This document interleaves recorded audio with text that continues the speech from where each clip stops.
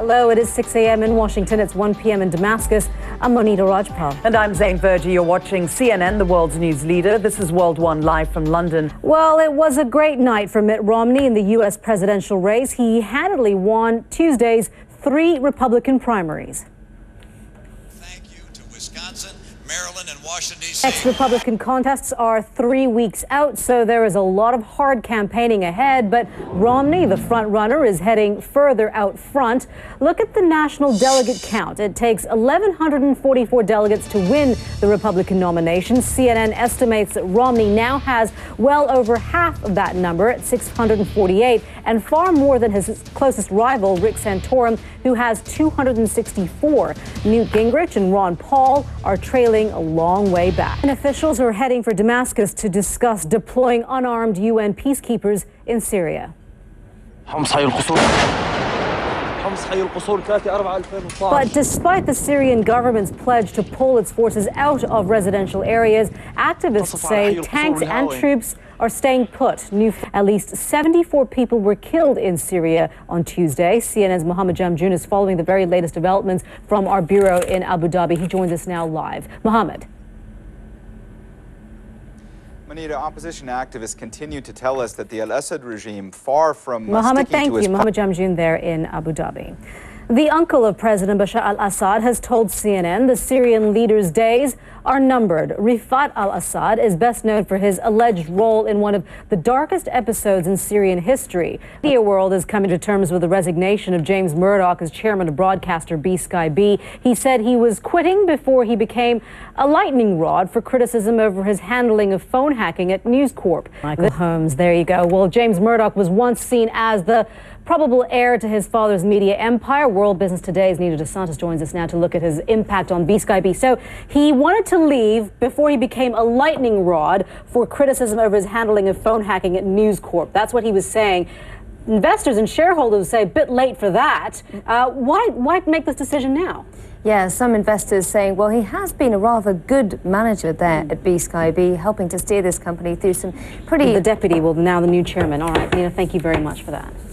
Coming up next here on World One. Well, let's bring in CNN's meteorologist at the Jennifer Delgado at the World Weather Center to find out if there are any more tornadoes on the way. Is this the time of year for it, Jen? Oh, absolutely, Monita. You know, when we move into the spring months, that's when those storms produce those tornadoes. As I show you on the radar right now, I feel what newspapers around the world are saying about this. Here in the UK, there's this headline in The Independent: "We've nothing to fear from Kirchner's condemnation." It's an opinion piece that says, for all her bombast, Kirchner was careful to avoid talking about the Falklands in terms of a military conflict. Saber-rattling it might have been, unconvincing the Argentinian position certainly is, but we should all rest easy in the knowledge that the chances that Kirchner will actually draw her sword are slim indeed. Heading now to New Zealand, and the headline in the Dominion Post reads, "Determination and defiance live on." It's a comment piece that goes on to say residents of the Falkland Islands have said they will never bow to pressure from Buenos Aires to give up their right to be British.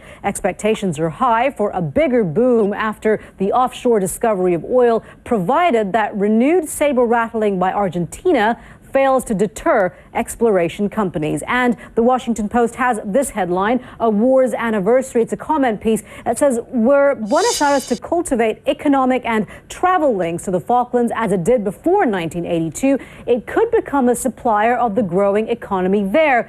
As it is, Ms. Fernandez's pointless drumbeating only reminds foreign investors of why they steer clear of Argentina.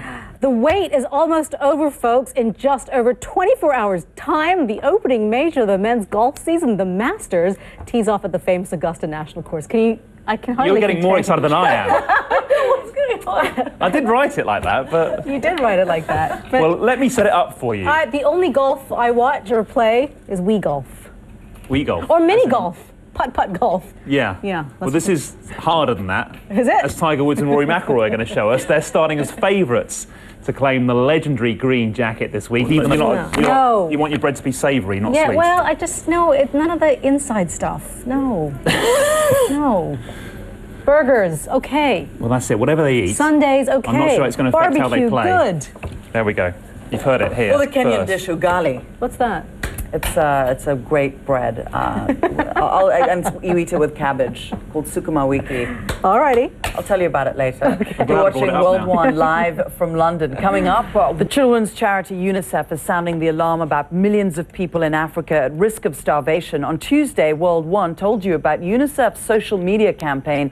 The charity is hoping the online publicity blitz will raise awareness and money for everyone at risk in the Sahel region. Well, ladies, well, we should say there is some good news. It is one of our top trending stories right now on social media, and it's at number 3, and that's UNICEF's social media campaign, which is still generating some chatter around the world. You can see it on trendsmap.com, #SahelNow, and it's trending on its second day. So far, the UNICEF video, as Nema and Zain have been talking about, the video hasn't really had the same kind of viral success as the Coney 2012 video, but the number of views on YouTube has gone up tenfold from yesterday. At number 2, the Snap Happy app Instagram has launched an Android-friendly version. Until now, the popular photo-sharing platform used by 30 million people was only available on Apple's iPhone. Well, so far, reviews are mixed. Some Android users are saying Instagram doesn't do everything they want it to. And at number 1, Samantha Brick had her rise to fame. Her name is one of the top worldwide trends on Twitter. Why? Well, yesterday, Miss Brick published an article under the headline, "Why Women Hate Me for Being Beautiful." In it, she says other women resent her for her looks, and that generated an enormous amount of backlash, a reaction which she says only reinforces her point. You can read that full article. That can be found at dailymail.co.uk. And I think we'd probably want to hear what our viewers want to think about this article. Go check it out on our website as well. You are watching World One, live from London. I'm Monita Rajpal. And I'm Zain Verjee. World One continues after the break. Stay with CNN.